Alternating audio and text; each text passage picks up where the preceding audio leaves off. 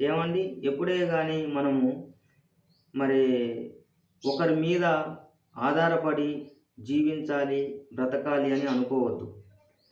ఎందుకంటే మనము కష్టపడి పని చేయాలి. అది శ్రమ అయినా, కష్టమైనా మరి మనము కష్టంతో కూడుకున్నటువంటి మనం శ్రమ ఎప్పుడైతే పడి మనము మరి పని చేసుకుంటామో డబ్బులొచ్చేటువంటి పని, అప్పుడు మనకి ఫలితం ఉంటుంది. అంతే తప్ప ఎవరో వస్తారు, నాకు సహాయం చేస్తారు అనుకోవడం అనేది అది ఒక భ్రమ లాంటిది.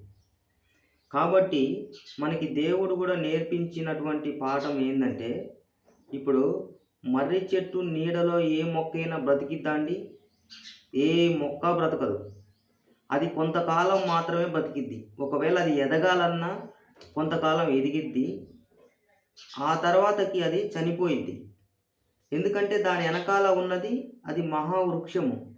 ఆ వృక్షం దీన్ని ఎదగనీయదు.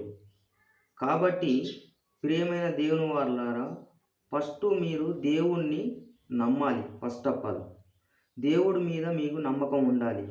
ఆ తర్వాత నీపై నీకు నమ్మకం ఉండాలి. నేను సాధించగలుగుతాను. నేను ఎంతటి కష్టాన్నైనా చేసి నేను అనుకున్నటువంటి నేను ఏమైతే సాధించాలి అని అనుకుంటున్నానో ఆ యొక్క విజయాన్ని ఖచ్చితంగా పొందుకుంటా అనే ఒక దృఢ సంకల్పం మరి నీకు ఉండాలి. మరి తప్ప ఎవ్వరూ నీకు సహాయం చేయరు.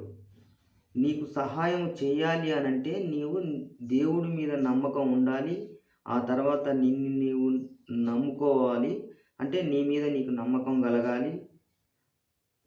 ఆ దేవుడే ఇతరుల ద్వారాన వారి యొక్క మనసు మార్చి ఆ యొక్క దేవుడే మనుషుల ద్వారాన నీకు సహాయాన్ని అందిస్తాడు తప్ప నీవు దేవుడిని పక్కన పెట్టేసి నీ సొంత ఆలోచనలతో నీవు ఏదో సాధిద్దాము, మరి మనం ముందుకు పోతాము, నేను సాధిస్తానని నీవు ఎప్పుడైతే అనుకుంటావో నీవు ముందుకు సాగలేవు. నీవు ఒక మెట్టు ముందుకు ఎక్కలేవు. మరి నువ్వు ఏమీ సాధించలేవు అని కూడా దేవుడు మనకి మరి ఎన్నో విషయాలను మనకి పాఠాలుగా బోధించి మనకి నేర్పించాడు. ప్రియ సహోదరుడా, ప్రియ సహోదరి. కాబట్టి మనము సొంతంగా ఎదగటం అనేది నేర్చుకోవాలి. మనకి సహాయకులుగా ఎన్నాళ్ళు ఉంటారండి ఇతరులు? ఒకవేళ సహాయం చేసినా కొన్నాళ్ళు మాత్రమే ఉంటారు. వారు పక్కకి ఎప్పుడైతే వెళ్ళిపోతారో ఆ తర్వాతకి నాకు ఎవరు తోడుగా లేరు, మరి నాకు ఎవరు సహాయం చేయట్లేదు అని చెప్పి మనము మదనపడుతూ బాధపడుతూ ఒక మనోవేదనకి గురవుతూ మనము ఎంతో బాధ తప్ప హృదయాలతో జీవిస్తాము.